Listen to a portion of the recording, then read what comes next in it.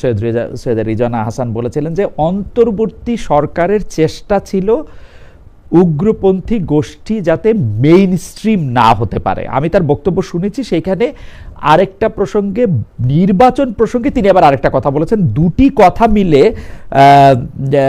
একটা বক্তব্য ভাইরাল হলো হচ্ছে এরকম যে ডক্টর ইউনূস সরকার ইলেকশন ইঞ্জিনিয়ারিং করে জামায়াতকে হারিয়ে দিয়েছে। আপনিও এইটা মানে আমি বলবো যে একরকমভাবে এটা আপনার মনোযোগে সাংঘাতিকভাবে আসলো। আপনারা দাবি করলেন ডক্টর খলিলুর রহমান এবং সৈয়দ রিজওয়ানা ইলেকশন ইঞ্জিনিয়ারিংয়ে জড়িত ছিল। আমার এই প্রশ্নটার কয়েকটা পার্ট আছে। একটা পার্ট হচ্ছে যে আপনি কি সত্যি মনে করেন যে সৈয়দা রিজওয়ানা হাসান ইলেকশন ইঞ্জিনিয়ারিংয়ে জড়িত ছিল খলিলুর রহমান সহ, এবং সেই জড়িত থাকাটা ডক্টর মোহাম্মদ ইউনূসের অবস্থানটা বা তার সরকারের অন্য উপদেষ্টারাও কি এইটাতে জড়িত ছিল কিনা? এটা প্রথম পার্ট। এইটা যদি আপনি একটু আমাদের একটু বলেন। যে ধন্যবাদ আপনাকে।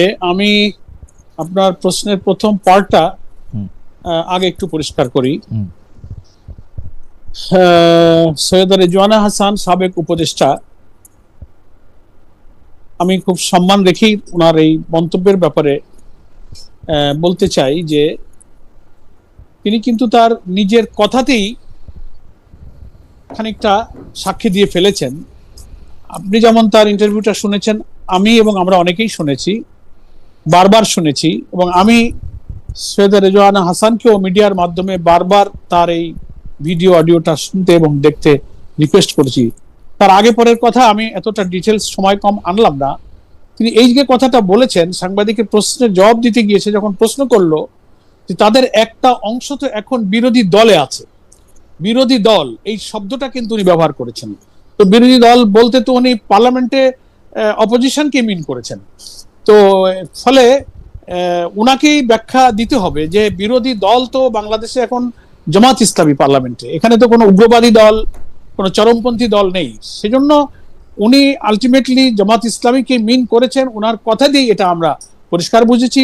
তাই আমরা আপত্তি করেছি যে আমরা তাদেরকে, উনি বলছেন যে বিরোধী দলে গেলেও আমরা তাদেরকে মেন স্ট্রিমে আসতে দেয়নি। তো এখানে বিরোধী দলে গেলেও মেন স্ট্রিম, দ্যাট মিনস উনি মিন করতে চেয়েছেন যে তাকে ট্রেজারি বেঞ্চে সরকারি দলে অথবা সরকার গঠনের মতো মেজরিটি পাওয়ার ক্ষেত্রে তারা বাধা দিয়েছে, তারা আসতে দেননি। এটাই কিন্তু ওনার বক্তব্য থেকে পরিষ্কার হয়েছে। এটারই আমরা প্রতিবাদ করেছি। আমরা বলেছি যে তাহলে উনি তো ইলেকশন ইঞ্জিনিয়ারিং, এটা ওনার কথা থেকেই বোঝা যাচ্ছে that is one kind of election engineering, এবং ওনাকেই প্রমাণ করতে হবে যে ওনার সঙ্গে এই কাজে আর কে কে জড়িত ছিল, এবং উনি নিজেই এটার একটা আত্মস্বীকৃত ইলেকশন ইঞ্জিনিয়ারিং এর রাজসাক্ষীর মতো কথা বলে ফেলেছেন, এবং এটা উনি পারেন কিনা যে আমরা আসতে দেয়নি। তো যাদেরকেই হোক, সেটা Jamaat Islami whatever you like, আপনি যে কোনো একটা দলকে, একজন সাবেক উপদেষ্টা যিনি একেবারে সদ্য বিদায় নিয়েছেন, তিনি যে কাউকেই হোক আসতে দেয়নি, এই কথাটা কি বলাটা ডেমোক্রেটিক? এই কথাটা বলাটা কি কনস্টিটিউশন অনুযায়ী বা কোন বিবেক বিবেচনায় পলিটিক্যালি এটা গ্রহণযোগ্য কিনা? সেই জন্য আমরা বলছি যে এটা একটা ইলেকশন ইঞ্জিনিয়ারিং। আর অধ্যাপক পরোয়ার, আপনি যদি আমাকে একটু সময় দেন, সৈয়দা রিজওয়ানা হাসান এটার ব্যাখ্যায় বলছেন যে মাজারে হামলা, আউলদের উপর নির্যাতন, নারীদের নানা কটূক্তি, আপনি সেটাকে কিভাবে দেখেছেন? সেই সময় উপস্থাপকদের এই প্রশ্নের জবাবে তিনি বলেছিলেন যে এইটার ক্ষেত্রে নারী সমাজ যেমন প্রতিবাদ করেছে, লিগ্যাল নোটিশ দিয়েছে, সরকারও কথা বলেছে। আমার মনে আছে এটা নিয়ে কিন্তু জামাত ইসলামীও কথা বলেছে। আসলে জামাত ইসলামী এই ব্যাপারগুলিকে সমর্থন করে নাই, মানে আমার একদম স্পষ্ট মনে আছে জামাত ইসলামী। এর ফলে তারা ক্ষমা চেয়েছে, সৈয়দা রিজওয়ানা হাসান বলছেন এর ফলে তারা ক্ষমা চেয়েছেন। সেই সব কটূক্তি করা শক্তি যেন মেইন স্ট্রিম, মানে সমাজে প্রাধান্য সৃষ্টিকারী না হয়, সেটার বিষয়ে আমাদের কাজ করতে হবে। মানে এইটা উনি বলছেন, সেই সব কটূক্তি করা শক্তিকে মেইন স্ট্রিম দেওয়া হয় নাই। এর মাঝখানে একটা প্রশ্ন ছিল, উপস্থাপক যে প্রশ্নটা করছেন যে এই নির্বাচনের কথা বলছে, যে বিরোধী দলের কথা বলছে, তখন উনি বলছে যে আমি কোনো দলের নাম উচ্চারণ করিনি, আর বিরোধী দল তো অবশ্যই মেইন স্ট্রিম। সুতরাং যেটা বলার চেষ্টা করা হচ্ছে তা অবান্তর, ভুল ব্যাখ্যা দিয়ে। আমি আমি আমি একটু অধ্যাপক পরার আরেকটু বলি যে এই ইলেকশন ইঞ্জিনিয়ারিং এর ব্যাপারটা সৈয়দা রিজওয়ানা হাসানের এই বক্তব্য, যেটাকে আপনি রাজসাক্ষীর কথা বলছেন, আমরা কিন্তু খেয়াল করতেছিলাম যে সৈয়দা রিজওয়ানা হাসান সহ আরো বেশ কিছু উপদেষ্টা যাতে লেভেল প্লেইং ফিল্ড হয়, অর্থাৎ বিএনপি যাতে একচেটিয়া প্রাধান্য না পায় তার জন্য অনেকখানি চেষ্টা করেছেন। সেটা কি তার উপরে উল্টাটা চাপানো হইতেছে কিনা, সেটা হচ্ছে আমার প্রশ্ন।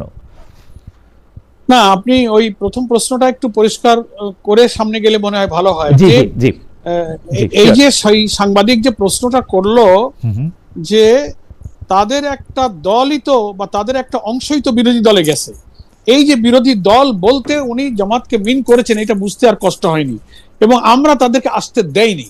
তো আসতে দেয়নি মানে কোথায় আসতে দেননি? মেইন স্ট্রিম বলতে মূল সরকারি দলে বা সরকার গঠনের মতো মেজরিটিতে আসতে দেননি, এটা খুব সহজে মিন করা যায়। এখন উনি বলছেন যে আমি জঙ্গিদেরকে বুঝিয়েছি বা এক্সট্রিমিস্টদেরকে বুঝিয়েছি, তাহলে কি উনি জামাত ইসলামীকে জঙ্গি বলতে চান? বাংলাদেশের পার্লামেন্টে কি কোনো জঙ্গি দল আছে? নিবন্ধিত সব রাজনৈতিক দলগুলি তো ইলেকশন অংশ নিয়েছে, বাংলাদেশের পার্লামেন্টে তো কোনো চরমপন্থী কোনো জঙ্গি কোনো দল নেই। তো উনি এই কথাটা যে বলে আমরা মনে করি ভুল করেছেন। এটাতে লম্বা না করে, হতে পারে মানুষ কথা বলার সময় অনিচ্ছাকৃত ভুল হতে পারে, উনি যদি সিনসিয়ার থেকে থাকেন, জামাত ইসলামের অনেক নেতৃবৃন্দের সঙ্গে কার্যক্রমের সঙ্গে উনি পরিচিত, উনি ঘনিষ্ঠ, আমার সঙ্গেও যে ওনার অনেক বিভিন্ন সময় কথা হয়েছে, ফলে তার একটা অংশ বিরোধী দলে আছে। সাংবাদিকের এই প্রশ্নের পরেও উনি এটা বললেন যে আমরা তাদেরকে আসতে দেয়নি, এই জায়গাটাই হচ্ছে আমাদের কথা। ওকে, অন্য আগে পরে উনি যাদের কথা বলেছেন নিশ্চয়ই বলতে পারেন। আমরা সবসময় জামাত ইসলামী, জঙ্গিবাদ, চরমপন্থা যা যা উনি বলেছেন এগুলো কখনো ইসলাম কখনো সমর্থন করে না, আমরা এই কাজগুলো সবসময় প্রতিবাদ করেছি। খালিদ ভাই, ওকে, আমি একটু ফাস্ট ফরওয়ার্ড হই যে আপনি গতকালও খুলনায় একটি ইফতার সমাবেশে নির্বাচনের ফলাফল নিয়ে ইলেকশন ইঞ্জিনিয়ারিং এর কথা বলেছেন। আমাকে আপনাদের জোট সঙ্গীদের অন্যতম মাওলানা মামুনুল হক এক সাক্ষাৎকারে বলেছিলেন যে তিনি বিএনপি জোটে না যাওয়ার কারণে তাকে ষড়যন্ত্র করে হারিয়ে দেওয়া হয়েছে। এখনকার ঘটনা হচ্ছে যে আপনারা, মানে আপনি পার্টির সেক্রেটারি জেনারেল, পুরো সাংগঠনিক দায়িত্ব আপনার কাছে, মামুনুল হক সাহেব একটি পার্টির প্রধান, তার কাছে যে এখন আপনারা যারা জয়ী হতে পারেননি তারা যতটা ইলেকশন ইঞ্জিনিয়ারিং অভিযোগ করছেন, আপনাদের দলের জোট বা জোটের বা ভোটের বিজয়ীরা তা করছেন না। যদি ইলেকশন ইঞ্জিনিয়ারিংই হয় তাহলে সেই ম্যাপিংটা কিভাবে করা হয়েছে আসলে, মানে আপনারা কিছু লোক জিতবেন কিছু লোক হেরে যাবেন, সেটা আসলে কিভাবে? না না না, এটা তো ন্যাচারাল, মানুষের নির্বাচনতে জয় পরাজয় থাকবে, সেটা বিষয় নয়। আপনার কথার মধ্যেই দুটো ভাগ হয়ে গেল। একটা হচ্ছে যে আমরা যে প্রশ্নটা করছি ইলেকশন ইঞ্জিনিয়ারিং সম্পর্কে, এটা কিন্তু আমার ব্যক্তিগত প্রশ্ন নয়।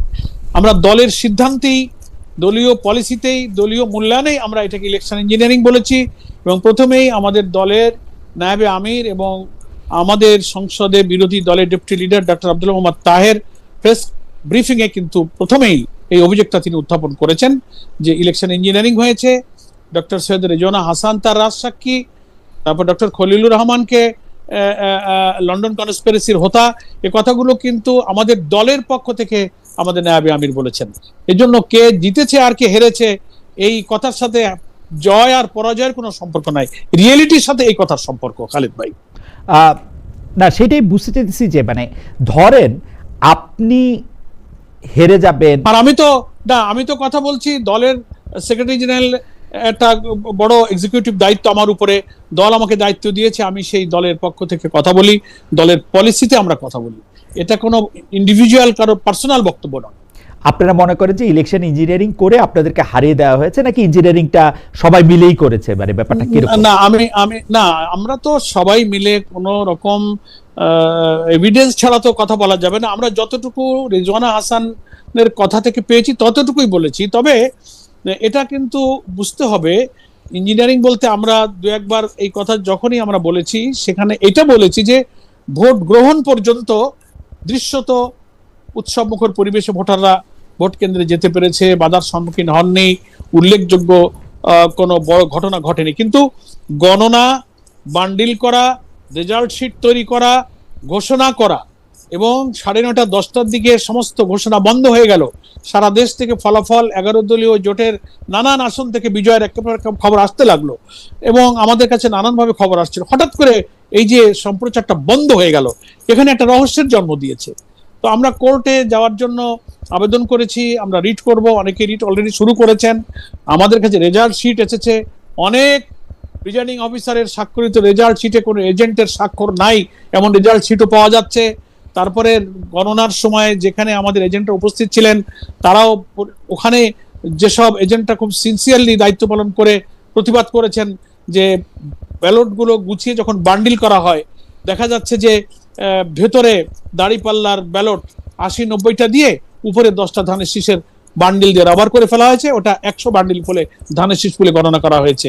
আমাদের এজেন্ট আপত্তি করেছে, খুলে দেখা গেছে যে মাঝখানে সব দাঁড়িপাল্লার ব্যালট। তো যারা পেয়েছে তারা আমাদেরকে বলেছে।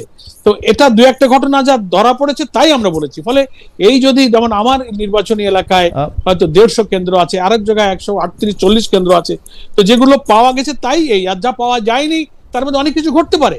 That is called election engineering. Khaled ভাই, আমরা এইগুলো মিন করতে চেয়েছি, আমরা ভোট গ্রহণের ব্যাপারে কোনো আপত্তি করিনি, মানে ঘটনা হচ্ছে আফটার কাস্টিং ভোট